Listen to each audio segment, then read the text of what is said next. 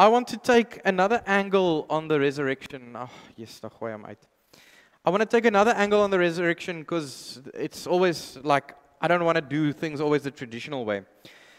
So, when it comes to faith, there's things that make sense and things that doesn't make sense. Now, I don't know who of you have been married or have been in a relationship, but if you're in a relationship, I think this was the best example I could think of. If you come home and you ask your wife or your husband, especially your wife or your girlfriend, you ask her, what is wrong? And she says, nothing. Men, it's not nothing. Listen. As jy vra wat's fout en sy sê, niks, there's something wrong. Just a tip. You have to not, what you see on the surface is not real. You have to go deeper and discover. And in the Bible, there is books like that. It's called wisdom books, like relationship wisdom. When she says, nothing, tip, that's not what she's saying, is not what she's meaning. Go and find out. Or if, another example that I thought of was, if you phone her and you ask her, or she asks, when are you coming home? And you say, I don't know. And you ask her, when should I come home? And she says, come whenever you like. Guys, you must go home straight away. It's not, you cannot stay, go home. So what you say is not directly what you mean. And the book of Job is something like that. It says something but has a deeper meaning, a lot deeper. So book of Job is actually a wisdom book. It's a book about wisdom. It starts with that first 6 verses in Job about this guy named Job, a rich guy in the east. We know that he was there where the horses were, the Arabian horses. He was very, very wealthy. And the first 6 verses tell everything for us about this guy. He had 7,000 sheep, verse 3. 3,000 camels, 500 yoke of oxen, and 500 donkeys, a large number of servants. So obviously, if you have servants and all this livestock, you must be a very wealthy guy. But then, as verse 5 says, when a period of feasting had run its course, Job would make arrogant... I think I'm at... Yeah. Going at the wrong one. So verse 1 to 6... It's a historical thing, telling about this guy named Job. And then when we come to 6, going to 7, suddenly the scene jumps from earth to heaven. And now in heaven, we get this message that there's God, and then Satan is there. And in the Old Testament, it says that Satan had access to heaven. So Satan jumps into heaven. And then, this is what makes this story so amazing, is that Satan then asks the Lord, this guy, Job, what do you think about him? And God says, there's no one on earth, that last verse 8 there, second half, there's no one on earth like him. He is blameless and upright, a man who fears God and shuns evil. Does Job fear God for nothing? Satan replied. So typically, Satan in the Old Testament is a figure who asks questions. And he aims to distort the truth. And he aims to plant a little seed. That's all he does, is he plants little seeds. He asks, Dink jy daai is 'n goeie ou? You think that's a good guy? You think that's a... And so Satan plants the seed, and he said, does Job do all these things because he's a good guy and because you have blessed him? Verse 10. Have you not put an hedge around him and his household and everything he has? You have blessed his work, or the work of his hands, so his flocks, his herds spread throughout the land. But now stretch out your hand and strike everything he has, and he will surely curse you to the face of the earth. You hear it's the sort of same rhetoric, it's the same questions as Genesis. It's this perfect place, it's going well, it's going good. Satan doesn't come and destroy it. He just plants a little seed. Hy sê vir die vrou, do you really think God will kill you? And the same sort of wisdom literature is here, Jewish literature, wisdom literature, where Satan asks, but he serves you because it goes well with him. The same story resonates with us. Nee? Hoeveel mense, how many people do you know that you see on Facebook? It's going really, really well. And there's Bible verses at every single photo of every new car and every new thing. And it goes well with them. And sometimes in your heart you feel like, wow, Lord, why are you blessing those people and not me? Like, and I'm not judging. I mean, it's great and it's awesome to have new things. But most people in our hearts, we think, what are they doing right and I'm doing wrong that God is blessing them and not me? And that's some of the questions we ask. That's some of the questions the Bible asks. So Satan tells the Lord, well, Job will obviously, he will pray to you and obviously he will thank you because he has everything. Let's take away some of his things. So in this wisdom literature, God says to Job, to Satan, go, mess with him. Now the wisdom comes here. In the Old Testament, there's a value called a reciprocity. Reciprocity. Did I say it correctly? Reciprocity. Thank you, Ryan. Reciprocity. It was a value in those times. Now I want to ask you, if you read the Old Testament, how many times do you read someone saying thank you? How many times in the Old Testament do you read someone saying, oh, I gave him a gift and he said thank you. Bye bye, donkey. Ki ale boga. Thank you. You don't read that in the Old Testament. Why? Because when you would use the word thank you, ki ale boga, thank you would close the relationship. So in the Old Testament, they lived with this value of eye for an eye, tooth for a tooth. So it was evident in everything, good and bad. So if I gave you a sheep, you owe me a sheep. It's a reciprocity thing. It happened like that. That was a value of that time. And the same way they thought of God. You know, God blesses you, you thank Him. So you thank God because He does good to you, and you thank Him, He does good to you. Sort of this reciprocity. We get it in other texts in the Old Testament. We get it with Ruth and Boaz in the book Rut, where kindness is rewarded with kindness. Someone treats you kind, you treat them kind. You don't say thank you, you just treat them kind. In Proverbs, for instance, we read that a man who is kind benefits himself, but a cruel man hurts himself. In Isaiah, we read that woe to the wicked, it will go badly for him, for what he deserves will be done to him. So it's this sort of karma thing, reciprocity. You do bad things, God punishes you. You do good things, God blesses you. Now this is where the wisdom literature of Job comes in. The way they thought is God works like this. Job has everything, he praises the Lord. Let something bad happen to him and he will do something bad to you. So what's interesting is Job then experienced a troubled time. Soos wat ons almal kry, a very bad time. And then he asked God, why? Why, God? I had it all. What did I do wrong to lose it all?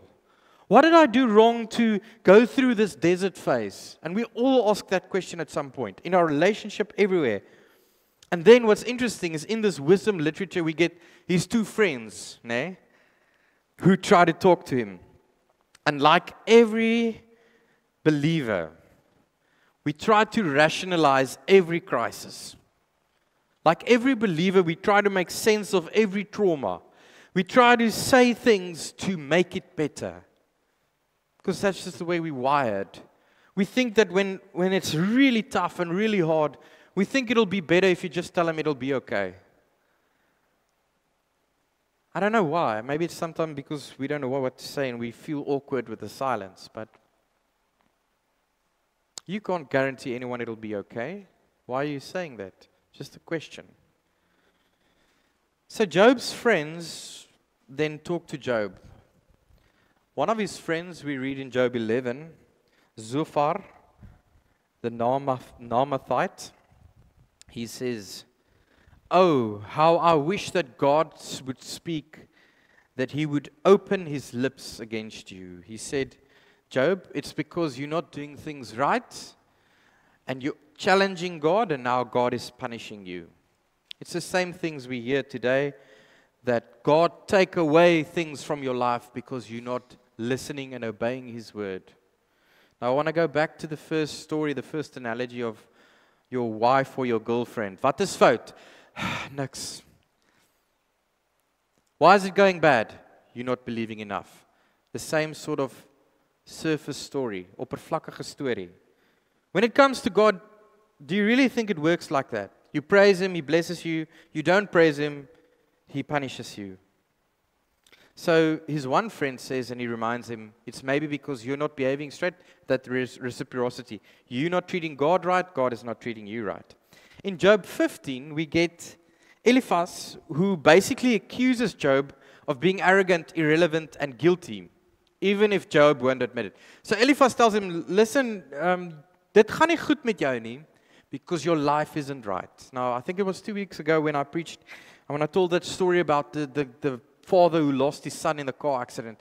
And the pastor came there, and the first thing the pastor said was, he looked at the dad who just lost his son, and he said to him, is your life in order? Maybe this happened so you can put your life in order. I don't know about you, but why would God be so cruel? Why would you lose your son and God would stand next to you with a whip saying you better behave? If I read the crucifixion where people spat at him, hit him, whipped him, he said, Father, forgive them. It's so contrary to the Bible. So Eliphaz says, it's going bad with you because you're stout. You're a naughty child.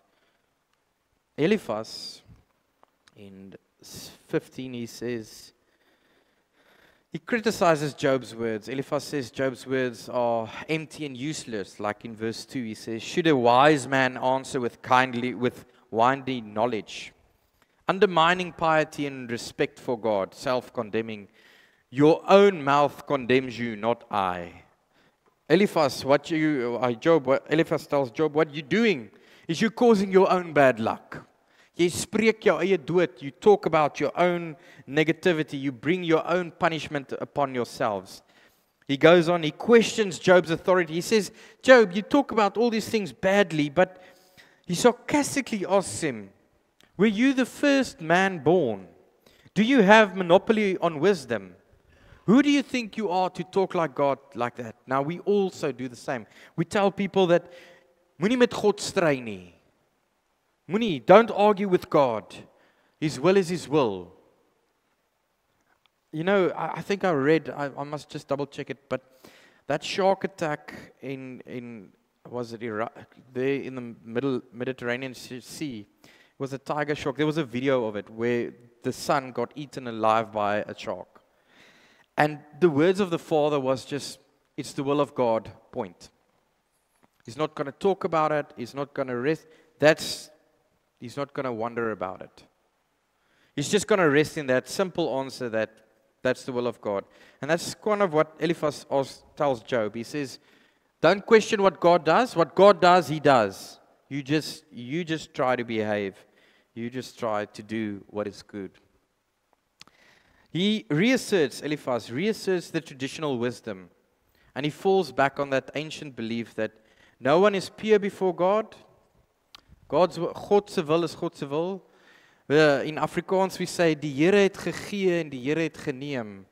Prys die Here, nê? Daar's so teks. Ja, het julle al gesien in van daai blaadjies? Dis vir my so lelik. Yesie.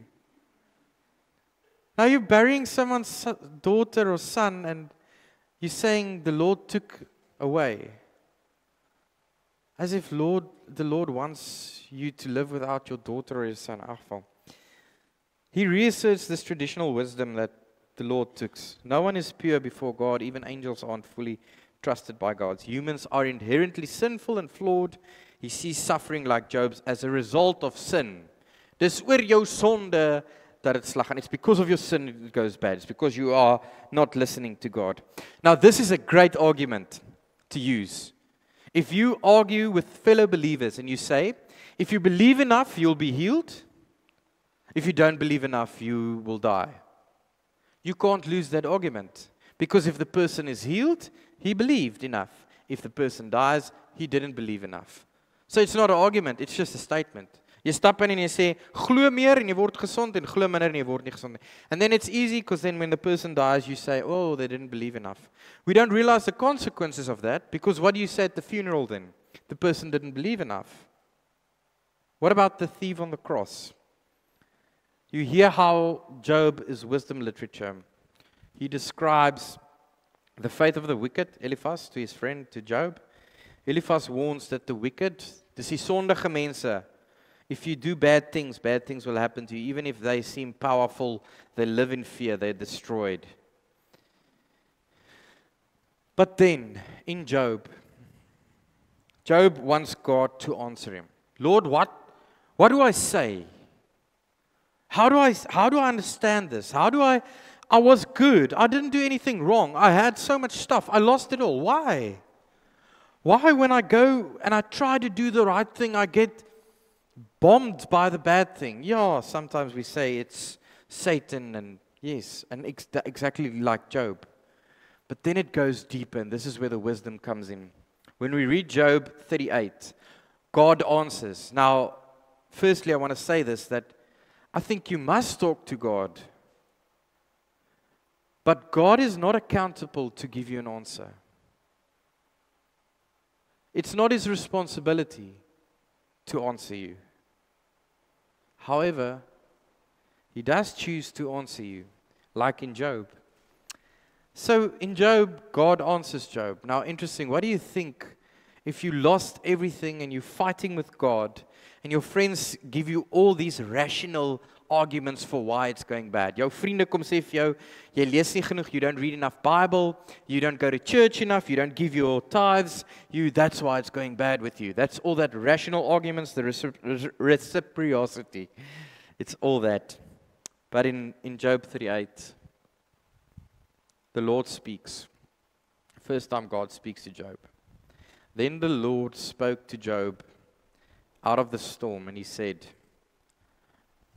He asks, who is this that obscures my plans with words without knowledge? Brace yourself like a man.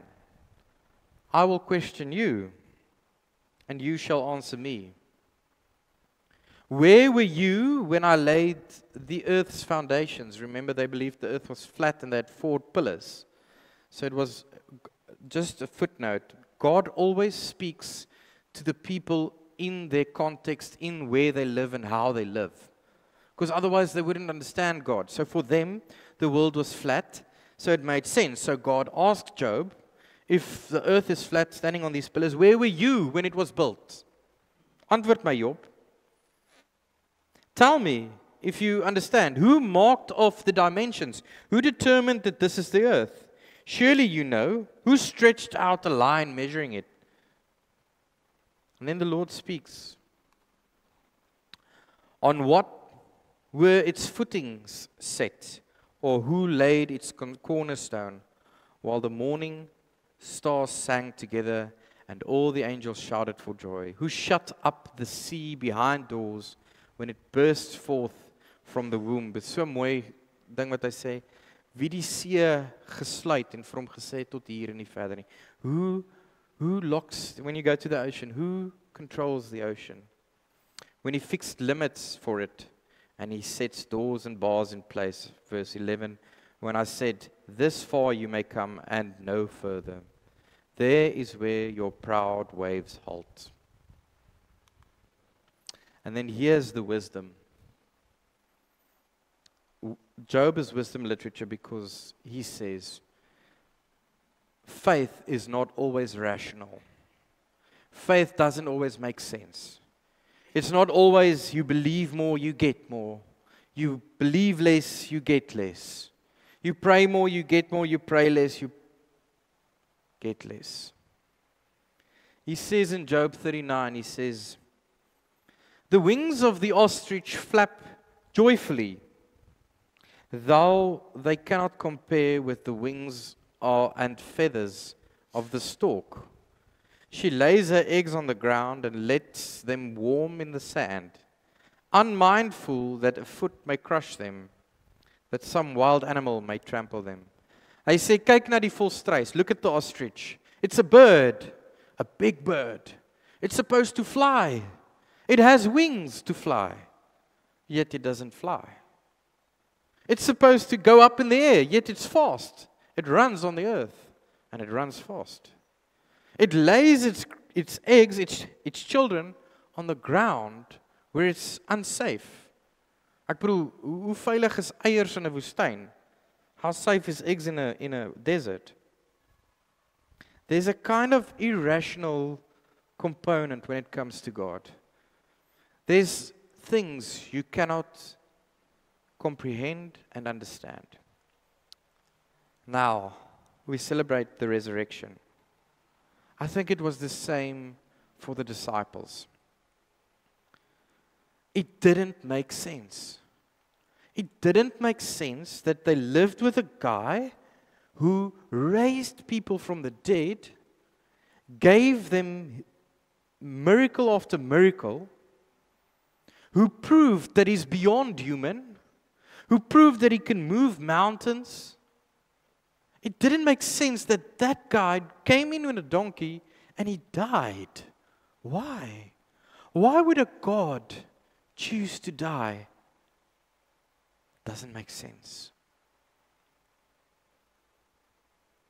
And then that Saturday, yesterday, they were silent. How? They cried. Maria cried. Paul or Saul was standing far away looking at it. In Mark it says that one Roman soldier looked at the cross and he said that is the Son of God. The expectation was never to end here. The story was not supposed to go here. The miracles that built up showed that he's supposed to be the Roman emperor. That was the next step of a king. Yet his steps went up and then his steps went down as the Romans killed him. To show us that the greatest power, that is death, has now been defeated. The greatest thing you need to fear is now being destroyed. And now there's hope. There's hope in Jesus. There's hope in faith. But what Job teaches us that faith doesn't always make sense. It doesn't always make sense. There's not always 1 + 1 is 2. And when we celebrate the resurrection, we don't say that everything is great and everything is in place. Because I still feel ill sometimes, and I still struggle financially sometimes, and I still struggle with my family sometimes, and my kids, and my wife, and my husband. Well, everything's not in place. It's part of faith. Faith is walking into the unknown. Not always having a rational argument for it. Daar's nie altyd 'n antwoord vir geloof nie. Because it's about trust. Faith is about trust. And if you knew, you wouldn't trust. As jy geweet het hoe dit werk, sou jy nie vertrou het nie. If you knew how it's going to look through the desert, you wouldn't trust it. You would go on your own way. Because you know how it's going to go. However, if you go in darkness, and you have to follow the voice, you have to trust. And that's what the book of Job wants to teach us. It's wisdom. Wisdom that says there's an illogical, irrational way in which God works. Trust Him. Don't give quick answers or easy answers. Don't be afraid of awkward silences. The whole Saturday was silent. Don't be afraid when someone opens their heart on a coffee and shares something profound, painful. Don't be afraid to be still. In fact, it's a command, be still. Luister net. Don't give an answer. God will be the answer. And in that moment, pray for someone. When I was studying, I was at Weskoppies, not as a patient, but as some of you will doubt it. But I shadowed this clinical psychologist, and we especially did in CMAX prison, we did Bible study. And it was so challenging. So the one day, I sat, and a guy came and he knelt before me. Now, this guy, when he knelt, toe hy gekniel het, when he knelt, he was looking me in the eyes. That's how tall he was. A big, big guy, like same eye height. And he touched me in my hands, and he held my hands. And I was like, bietjie skrikkerig, because if we're going to wrestle, it's going to be a bit of a wrestle here. And he says to me, the Lord told him he's going to be free. And he's going to break out of this prison and he will be free. And I, being a pastor and a man of God, must pray that he will be free. But I know in my mind that there's a possibility that this guy is in here for murder. And he's probably going to do the same when he gets free. So now I have the command that I need to pray for him to be free, set free. And it was one of the most difficult prayers. Because in my heart, I want him to be free. But I also know the consequences. So I think God helped me to say that I prayed, Lord, let your kingdom come and let your will be done on heaven and in this man's life. How it may be. Because I don't have words to say other things to him. There's a danger to saying certain things to him. So I can just pray that, Lord, I hear this man's story, touch his story and his life. Bring it back to our 4 emblems, what we want to do. This is why we want to live with soft eyes, soft hands, coffee, and Bible. This is how we're going to change the world. Listening to stories, listening to the history. Listen to the history of all the indigenous people, of all the people in South Africa. Listen to the pain and the hurt people have. That's how we're going to heal it. I hope that Job taught you something about wisdom and faith.